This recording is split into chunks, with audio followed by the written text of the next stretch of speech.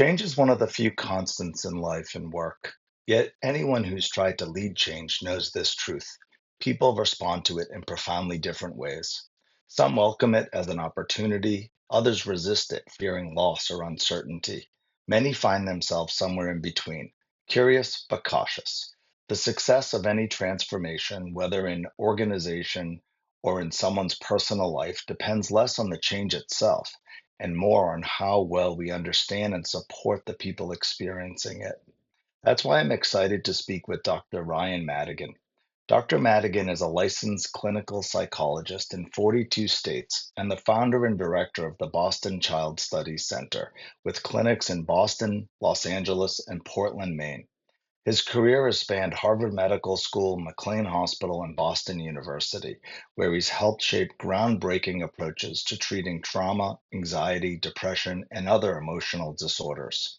In 2013, he founded the Boston Child Studies Center to expand access to evidence based care, and more recently launched Emotion Minds to integrate technology with transdiagnostic treatments redefining how we approach emotional well being. At the heart of his work is the belief that lasting progress happens when we understand the human side of change and design systems that help people adapt, grow, and thrive. Glad to be here. Thanks for having me. Thank you so much for joining us. And so what I wanted to talk to you today is sort of how can we merge our worlds here of the business world and change that I live in, and the psychology world that you help so many people with. And so what I thought we'd do is I'd paint a scenario that we could use as our case study here, walk through that scenario, and then pick it apart and see, if there are areas that you find where people could, greatly change their behavior and their outcomes to see success. And so the scenario would be you work in a large company, maybe in their IT department. You've been building software for the company for years. We have a methodology, we follow it. It's not perfect, but things get done. Sometimes projects are stressful. Sometimes customers don't always get what they want, but you know what? For the most part, in the end, they do get the features and life moves on. And for the most part, everyone's accepting of the way things are done.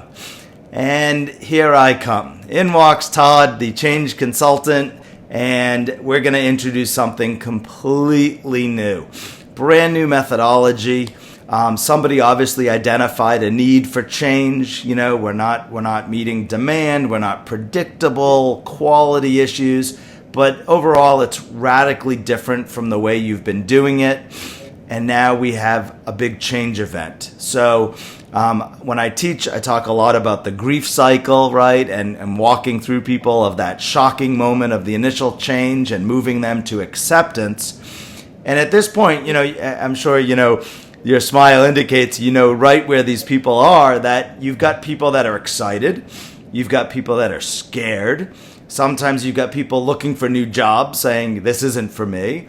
And overall, at the end of the day, you have anxiety. Yeah. Whether it's, a positive anxiety to learn this new thing and change, or a negative anxiety to move away from this change.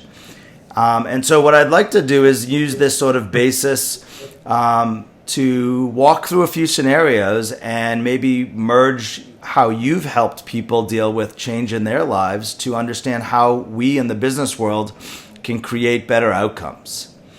Sure, absolutely. So big mouthful there. So maybe we start with the initial change event.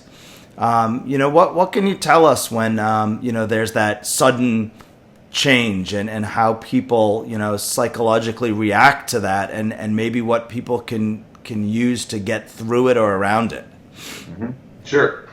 So change is sort of a complicated thing in and of itself. It means a lot of different things to many different people. The first thing it usually brings up is a lot of uncertainty. We know something's changing. We might not know what exactly. We might not know what the new system or the change is going to bring about. And biologically, that sort of makes our brain go haywire. Our amygdala starts sort of preparing for the worst. And the more uncertainty that exists, the more our brain is trained or wired to sort of catastrophize, to prepare itself for all the worst case scenarios. So all of a sudden, I was just sort of reflecting as you were sort of introducing this topic, as you mentioned yourself as this agent of change. All of a sudden, this interview started to feel like you're going from friend to foe because you're the change guy. Yeah. And it brings up all kinds of emotions for different people. But the first principle that I think is really crucial to understand is just how fear evoking uncertainty is. Even if it's a good change, if I'm not aware of exactly what that's going to look like or how that's going to affect me, what I'm going to need to do differently, my brain is just preparing for the worst and assuming the worst, because that's what it's supposed to do, until I have new information to sort of address a lot of that uncertainty. Right. So would you recommend? You mentioned starting out with awareness. So the more that we can educate people, maybe beginning with, what is this new thing? Then maybe during, what does this mean to me? Because a lot of times we don't have all the answers.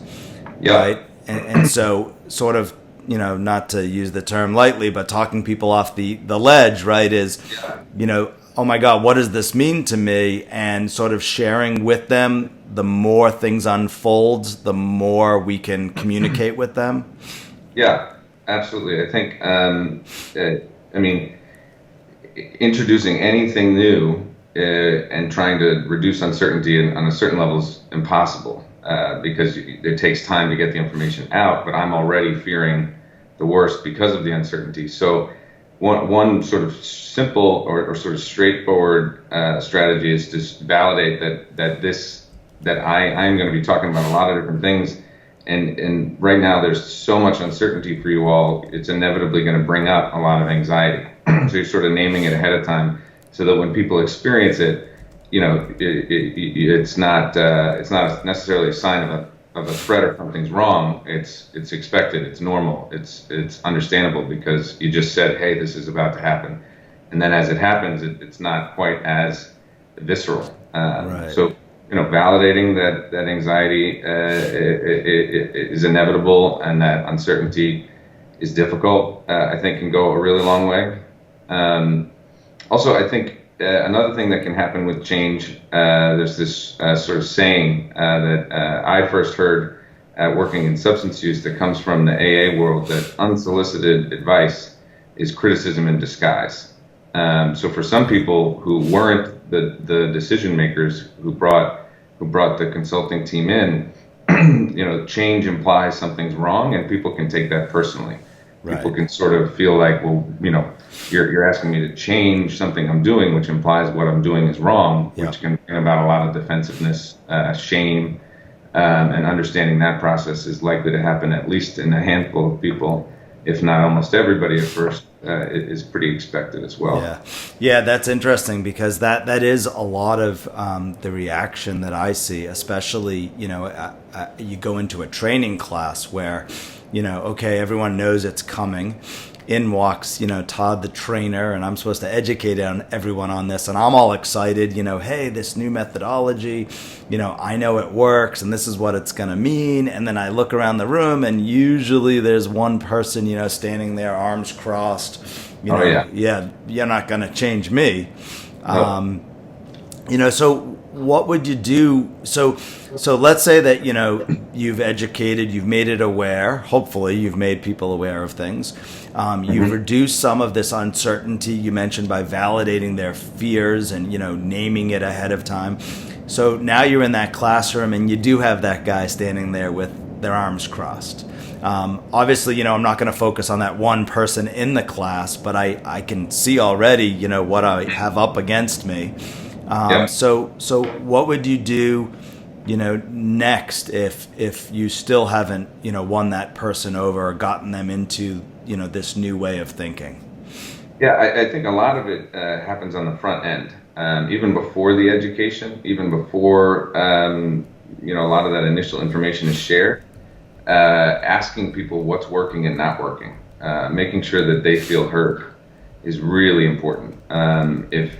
if they feel in some way that you are there in response to something that is important to them that they've cited, that you both understand what's not working and you also understand what is working, and they feel that you respect and understand that, you're not nearly as threatening. You're not nearly as adversarial as you're now a friend here to support. What each individual is experiencing as a pro and a con for the current system they're in. Right. So feeling heard is going to reduce a lot of these folks at the front end, and making sure that they're feeling heard all throughout. So I would start by asking, sort of whoever the group is, what is working and not working about their current system.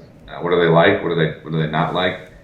And see if you can sort of Socratically, there's this method in psychotherapy called the Socratic method, where if I just tell you this is what you got to do, it's not necessarily experienced the same way as if I'm sort of asking curious questions that lead us to connect the dots between this new method of doing things and the concerns that they're citing, and see if you can find genuine connections between them, right? And build on that. Yeah, and it's interesting because in Agile, the way that they approach requirements and the way that they approach teamwork is there's this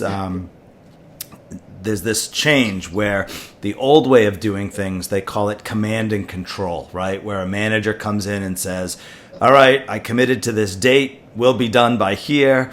John, you have this skill. I want you to do this, and I want you to do that, and you to do this. In the new model with Agile, the way that we work and the way we approach teams is we say, you know what, who best to tell us what it's going to take than the team? So we walk in with the requirements and we say to the team, what do you think? And then when we say to them, okay, well, what can we do, let's say in 2 weeks' time? It's not a manager saying, you'll get this done in 2 weeks. We say to the team, what do you think you can get done in 2 weeks? And so it flips the model to an ownership model, right? Where, they're committed now to signing up for work. So even when we ask them, there's this concept in Scrum, one of the Agile methodologies, where we talk about the daily stand-up or the daily Scrum meeting. And what we ask people to answer is 3 simple questions. What have you done since the last time we met? What are you going to do? And what's in your way? And by asking people to speak that way, it's a commitment in front of their peers. So, we're asking them not to speak to work that I assigned to you, but now we're asking them to speak to work that they signed up for themselves. Yep. So it's that commitment and focusing that change. Yeah, that fits the model we were just speaking to perfectly, because you're sort of you're putting the agency and ownership on each individual team member rather than assigning tasks, which for me, as an individual is preferable. But that, as a business owner, as a sort of quasi-entrepreneur, that's the sort of thing that I want. I want the freedom and ownership to do things in that way. And I think for another group of people who sort of prefer to just sort of clock in, get assigned some amount of tasks to do, and then go home, it might not be experienced in the same way, at least not at first.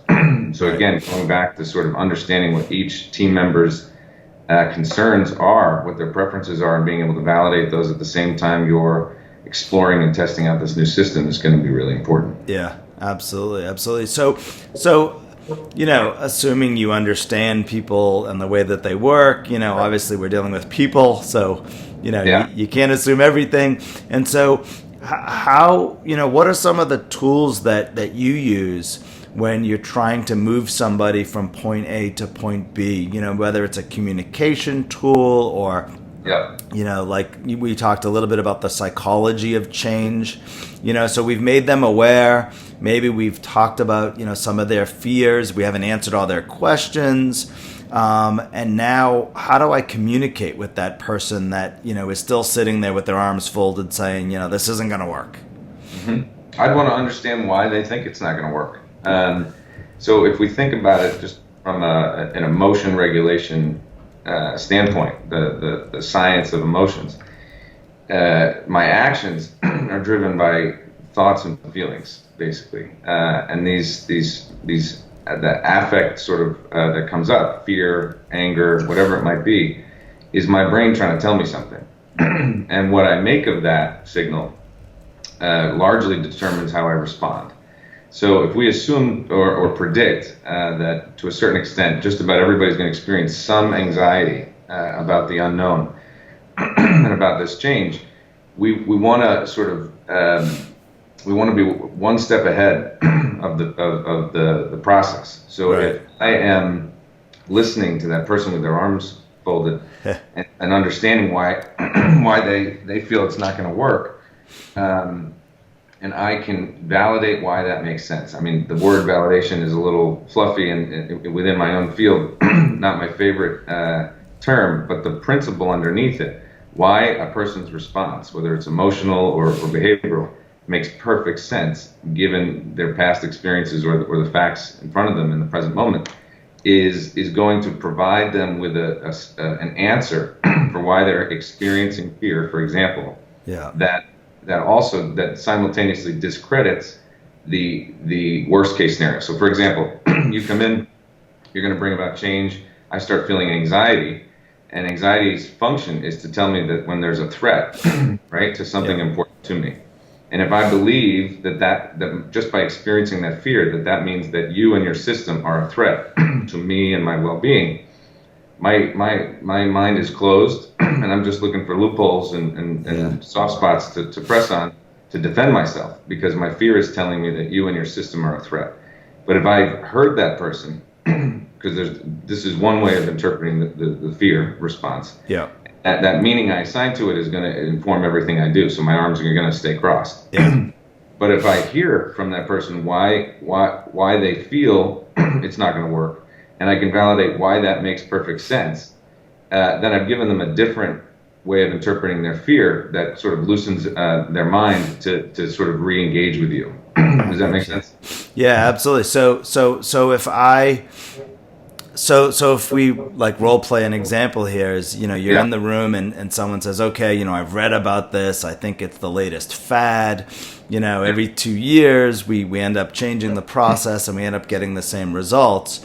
Would a response be, whether it's in front of the public group or taking this person to the side, but some way, so tell me what are you afraid of? I mean, would you come out and say it that direct, or I'd use the words they're using. So if they're saying I don't think it's going to work, tell me why you feel like it's not going to work. If they're saying I'm afraid this is going to be a huge waste of time, then what are you afraid of? What are you worried might happen? Right. Try to get more information about where they're coming from, and then try to help sort of create an explanation that provides an answer to why their experience makes sense. Right. I think right. we're often trying to, when we're both in the change industry, really, and trying to help people change. We're often trying to sort of do that, and one trap is to try to change someone's mind. Yeah. Right, and explain to them why their experience is incorrect and why this other one is better, which inevitably again brings up shame, fear, anger, defensiveness. Right.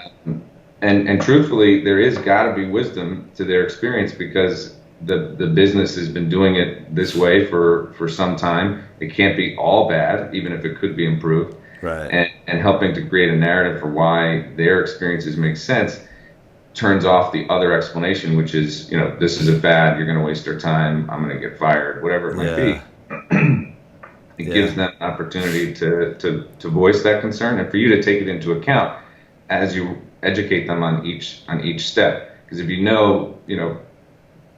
individual X is struggling with this for the following reasons, when you have opportunities to sort of bring that up and connect it to what you're doing, they're feeling heard all throughout the process, and are going to be much more likely to generalize it and implement it moving forward. Yeah, yeah. And that's interesting because a lot of times what I'll do when I teach is I end the day, 2 days, with doing the force field analysis. I think it came from psychology. I don't know if you're aware of it, but what we do is we have a piece of paper, and in the middle we say, the force we're driving towards is to do this new agile thing. And so I ask everybody on the left side of the piece of paper to write down what are all the forces driving us to do this. And then on the right side, I have them write down what are all the forces that are going to be going against us from doing this. And you go through this exercise. I have them weight them out. Hopefully, if I've taught the class well enough, right, their forces for outweigh their forces against. Yeah. But the amazing part that a lot of people don't realize, and this is where over the years I've started to put more focus on, is they've just told me all their fears, right? Mm-hmm. They've given me a list of all the forces that are going to be going against us. And so now I start to use that as my plan. Right? Is how, why are these fears? Why do they exist? What do we have to do to break down some of those barriers? So you're right. We are definitely both in the change field. And so how, going with communication, and maybe you could tell us a little bit more. I've done some research on some of the words in your bio, and a big one pops out, DBT, or what is it, dialectic behavior therapy, and maybe you could, behavior therapy. Yeah, maybe you could tell us a little bit more about, what that is, because a lot of it, right, is around behavior change, right? Mm-hmm. Oh yeah. So it's interesting. There's sort of two within the cognitive behavioral therapy umbrella. Traditional cognitive behavior therapy is seen as the change model. That could look like cognitive therapy for depression. It could look like exposure therapy for fears and phobias. It's the go-to for changing a behavior or a symptom. Yep. And it doesn't work for many people. One second. Yeah. Dialectical behavior therapy is a fusion of CBT, the change, and then other acceptance, validation, strategies and principles, and it's about balancing the two. Okay. So if I sit down and I tell you, here are 3 things you're doing wrong, and you're doing them wrong because you're having thoughts that are wrong, and I'd like to change, you need to change your thoughts. Most people have a response to that. I'm exaggerating a bit, but who are you? Who are you to tell me? It usually produces one of 2 pretty strong responses: anger and defensiveness. Who are you? I'm not going to listen to you. Yeah. Or on the flip side, a tremendous amount of shame and uncertainty and self-doubt. Right? If you are so certain, then how do I explain why I am feeling so uncertain? There must be something wrong with me. I came here with a fear, and now I've got another problem. I still have the fear, but I've also learned that it's because I can't trust my own thoughts. It creates a second problem, just sort of coming in strong with just pure change strategy. Yeah. Dialectical behavior therapy focuses on a balance between validating why it makes sense a person has been doing it a certain way, why it makes sense based on their past or present experiences, and bringing in another alternative that might improve what is important to them. Wow. And so, one of the things that I found from the DBT and looking through some of the material before our call is you mentioned already about understanding people's emotions. Yeah. And one thing that came out through a lot of the material is, that feeling hurt and emotion versus the emotional mind, rational mind. And so in talking to someone like that, what tools could you use to sort of understand or tease out, where is this person? And then I have a follow-up question I want to hear from you from there. But how do you know where that person's coming from?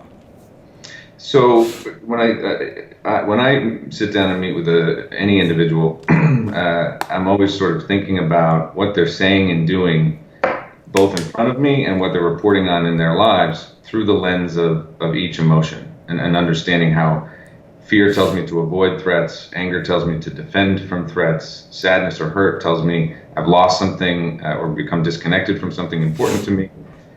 Shame tells me there's something perhaps wrong with me or what I've been doing that others might judge or reject, and so on. And I use that language with the clients that we work with.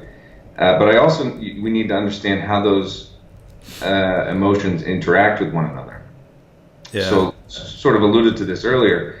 Emotions can be sort of one direction or move in opposite directions. So if I have situation in my life, and on the one hand I feel like the building's on fire, but on the other hand I feel like I'm weak or irrational or making a big deal out of something small, and I can't tell which it is, then it's almost like a pinball in a pinball machine. Yep. Rather than going sort of straight and smooth up the track, it's like it's vibrating violently between these two bumpers. Right. And that inner experience is what we call, emotion dysregulation. It's like I'm not sure what to make of my own emotional response. Right. And I'm trying to make sense of what you're telling me I'm going to be doing to change or do something different. And it's like information overload. Wow. And validating why it makes sense somebody's having that emotion, right, ends the debate. It causes one of those to drop, and it allows the person to sort of to then make sense of what they're experiencing and then act on that. So validating whether it's fear, and I want to go back because I'm taking some notes. So you mentioned fear is, I'm avoiding the threat. I want to run away from it. You mentioned sadness about, I'm going to lose something. Yep. Right. Something meaningful or important to me. Yep. Okay. Meaningful. You mentioned anger. So how is anger tied to? I guess because I'm sad, I'm losing something. I'm going to be angry that you're taking it away from me. In a sense, yeah. I mean, anger. So anger is sort of telling me to defend something that's important to me from the threat. And if I am experiencing you as the threat, then I'm going to be sort of resisting and fighting or pushing back. Yeah. And the sort of, if we think about the fight or flight response, fear tells us to avoid should really be the flight or fight response. Right. Because we avoid first if we can, and then if we can't, then we defend ourselves if we sort of are stuck or cornered. So usually where there's anger or resistance, there's also fear, and they sort of are cousin signals. They're both saying there's a threat. Fear is trying to get us, trying to tell us to avoid it. Anger is saying, okay, we couldn't avoid it. Now we've got to defend ourselves. Yep. So I would predict a lot of defensiveness because you're not going anywhere. You're brought in by the higher ups, so I can't avoid you. Yeah. So I'm going to try to sort of push back and defend my position, my skills, my ability, the work I've been doing all along. And again, if you can get me to understand both why my defensiveness makes sense and why this other strategy could work, now we're back on the same team again. Yeah, that's amazing. So you mentioned fear, sadness, anger, and I was trying to type quick. There was one more. Shame often comes up if we feel like you're here to fix a problem that I didn't even know I had. Like that can bring about a certain level of shame or an urge to sort of defend and say, hey, no, that's not that's not true. This is fine. And what we're seeking are sort of joy and pride. We want people to get excited about this. We want people looking forward to using it. We want people to feel proud of themselves and their skills. So making sure that there's a voice for how your system is going to be building on their skills and successful because of the skills and traits that they bring to the table is also going to be what moves you forward. That's really amazing to think because I can vividly think of examples, even as early as yesterday, where absolutely, the anger piece. I mean, it didn't come out to me as anger, but someone defending. We have this status report. We have to produce this report, and definitely they're defending. Right, this is how we've always done it, and yet maybe what they're providing a status for had a meaning if and when they did things their old way, and now here we come with this new way. So, absolutely. So I'm already battling someone in that defensive mode. And so, so one thing that I read about in the DBT manual there, I don't know if it's a manual, but if you search online for DBT handbook, it seems to come up with this great idea. But they talked about one of those exercises with Dear Man. Yeah. And I was wondering, maybe you could help people, hey, doggy. This is our office, Doug. Yeah. Maybe you could walk somebody through an example here. So, so let's use the example. I have a manager. They've said, hey, we've always done this status report this way. I don't want to change. This is what I want. Even though we're going to approach product development, software development this new way, and maybe it doesn't make sense at all to do it that way, but they're in, I guess, their anger. Actually, it's funny, I see them in all of these, right? Their fear, right? I'm a threat. Yep. I'm gonna, maybe my status report that I talk to them is something in a language they don't understand. Yep. Maybe they're sad because I always own this and people went to me and I had pride because that was me and that was my job. Yep. I look at anger, right? I'm not letting this go. We're going to do it this way. And potentially shame too is, oh my God, I've been doing it this way for so long and there's really no value here. Exactly. So how would you use, and maybe you could tell people what Dear Man stands for, but, and maybe walk through an exercise. Like how would you communicate to somebody and, talk to them directly? Yeah. So Dear Man usually works best. Dear Man is an acronym or set of steps that we use, or we teach clients to use to sort of ask for something that they want. In this case, it could be used to sort of ask for a specific change or task to be performed. Yep. And it usually works best with another acronym used ahead of time called GIVE, G-I-V-E. The most important part of the GIVE acronym is really the I and the V. So you're acting interested, you're being curious about what a person's experience is and what their concerns are. You want to validate the V, why that makes sense. Hey, of course you're anxious, you don't know what the system is, the language is new, it's going to take some time. And then you go into the Dear Man, which stands for D is describe the facts, just matter of fact, non-judgmentally, without opinion. So here are the facts as we know it, which could be a combination of facts you're bringing to the table, facts that they've shared about their concerns. The E, it might not be quite as expressive emotionally in the business world, but you're expressing sort of what your experience is of those facts. There's another opportunity, again, to validate why their experience makes sense. A is ask or assert what you want or what you need. And R is perhaps the most important, which is largely informed by the information you gathered during the give stage when you were acting interested, collecting information, and validating why that makes sense. Yeah. You're then rewarding. You're trying to propose why, if you do it this way, if you try doing this task that I'm asking you to perform, here's why I think it'll benefit you. What's in it for the person you're asking? So, in a really basic example is if you do the dishes for me, I will do this for you, or this is how it'll benefit you. And that's sort of the Dear, D-E-A-R component of it. And if you haven't really sort of put yourself in their shoes and asked them what their experience is, you really can't provide an adequate reinforcer or reward because you don't know what's important to them. Yeah. And you don't know what their needs are. And the man part of it stands for, be mindful, stay on task. People can get defensive and off task, and then we end up having an argument that has nothing to do with what we were talking about. Yeah. Appear confident, or, in this case, just very matter of fact, and be prepared to negotiate. The N stands for negotiate. Okay. The actual steps are really the Dear. The man part are just sort of ways to think about your mindset going into it. Okay. So in the case where, I've always done the status report this way, I'm not going to change. So Describe could be, okay, what goes into a status report? What do we need to communicate?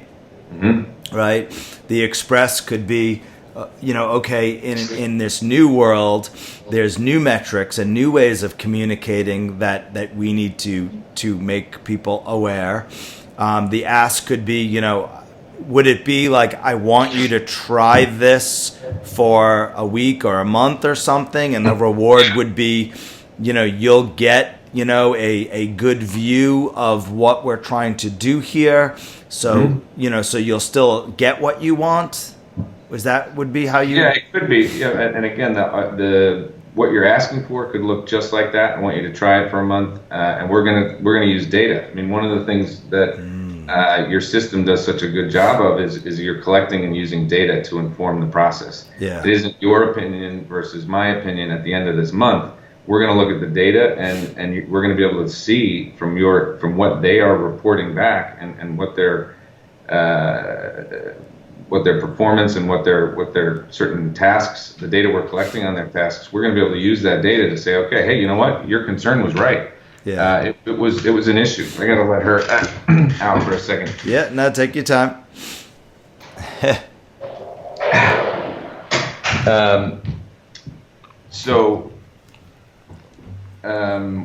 Lost my train of thought. But, it's so empirical results, and that's an interesting thing, because that is a big concept within Agile. Is a lot of times, if we go back to the command and control model of traditional projects, somebody will set a date and say, the project will be done on January 1st. Yep. And, maybe it's because we've done it before, but for the most part, what Agile says when it comes to planning is that we're basically guessing.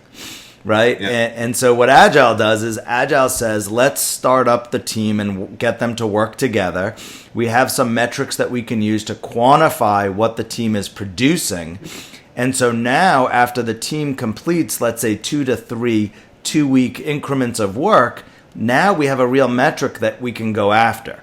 And this concept within the Agile world, they call it velocity.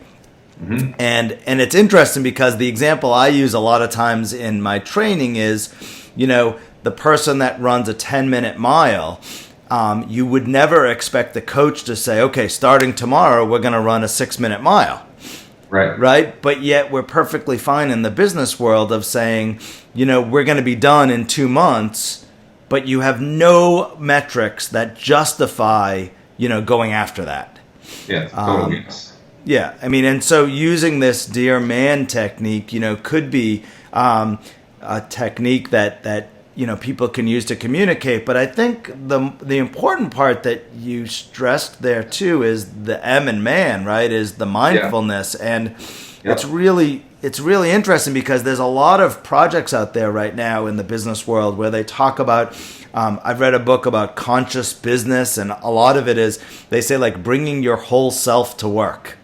Mm-hmm. Right. And so, and I know Google coined a term, psychological safety, right? Yep. When we feel safe in our work environment, then we have the courage to speak up. We can provide feedback. And a lot of it I see going all back to mindfulness, right? Is being present and being aware and listening to what people are actually saying. How have you found mindfulness, helping your patients, bringing them back to the point or back to the moment? Well, I think mindfulness is this incredibly robust sort of cognitive skill that as people build and get stronger and stronger in using it, become less and less debilitated and impacted by excessive fear, sadness, shame, guilt, etc. Because most of what we are afraid of is in the future. And mindfulness, right here and now, what are the threats in this interview, in this interaction? There's none. So if I can keep my mind focused on the present, not only am I less distracted and debilitated by these unjustified fears, or really even justified fears but aren't necessarily fears applicable to my present moment, I can be more focused, both more comfortable, less burned out, but I'm also more productive. Yeah.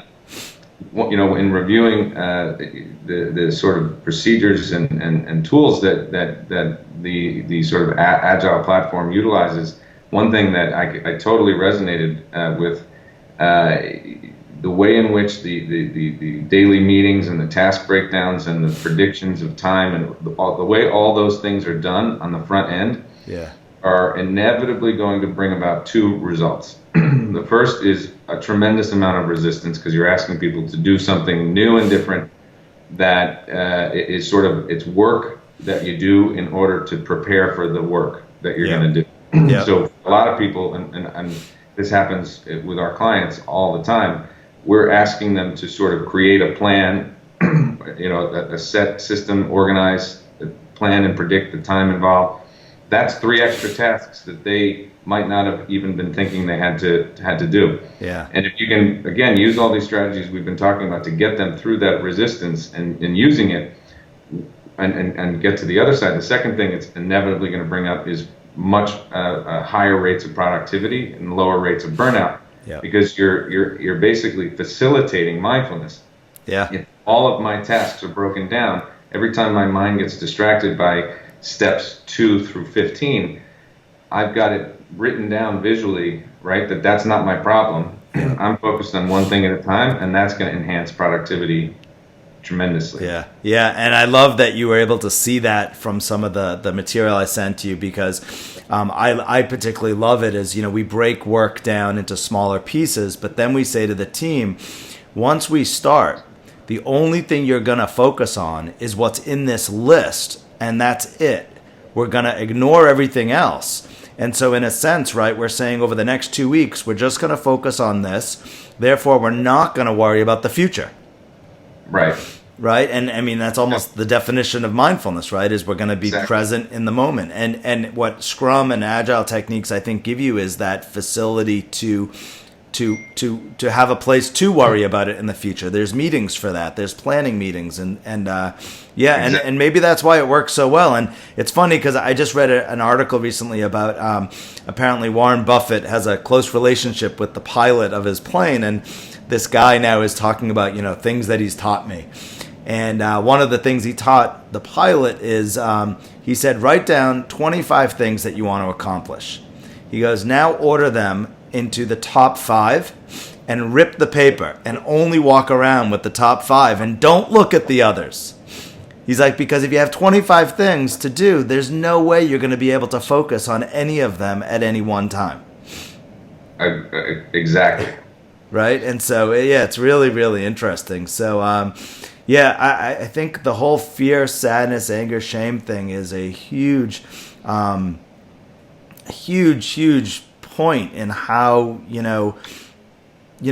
understanding the other side and how they think. Obviously, it's going to take some skill and experience for a consultant or a manager or somebody to be able to hear and know and recognize these emotions to be able to have a response. And so do you have any recommendations as, how would somebody, I mean, until you said it that way, it didn't really resonate with me, but, how would somebody develop or hone their skills to be able to become more aware of these emotions? Yeah, I mean, and obviously, if you're asking the shrink, everybody should be educated on the function of every emotion, and at the same time, on a very practical, business side of things, you may not need to necessarily know or understand each specific emotion, in part because perhaps the clients you're working with aren't actually labeling their emotions to begin with. Right. But if you think of it more in terms of the job is to understand and validate the wisdom in their experience and sort of allow it to be broader than trying to pinpoint which emotion it is. If we're validating why their experience or concerns there's wisdom in them, even if we don't necessarily agree, that's going to accomplish the same thing sort of psychologically. The mechanism will be the same. Right. And if they are expressing more specific concerns than going with the language that they use. But as a hypothesis, I would go in sort of predicting that most people are going to have some sort of fear aversive response. Yeah. And it's our first task to find the wisdom in why that makes sense. Yeah. It's like second nature to want to reassure somebody that, oh, you don't need to, don't worry about that, or that's not going to happen, or it won't be as bad as you think. But what that's just done is you've communicated, this person has this one problem that they thought, I'm worried it's not going to work.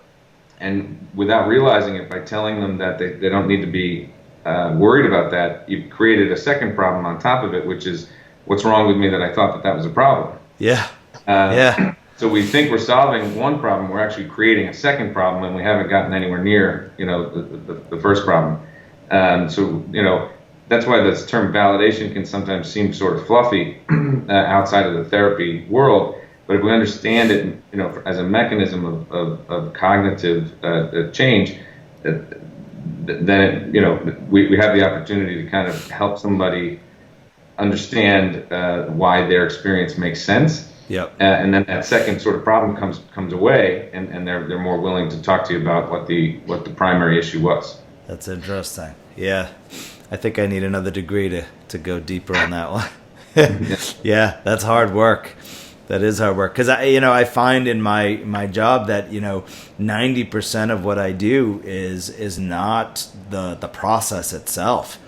It's educating and bringing people up to speed on how they fit into the process.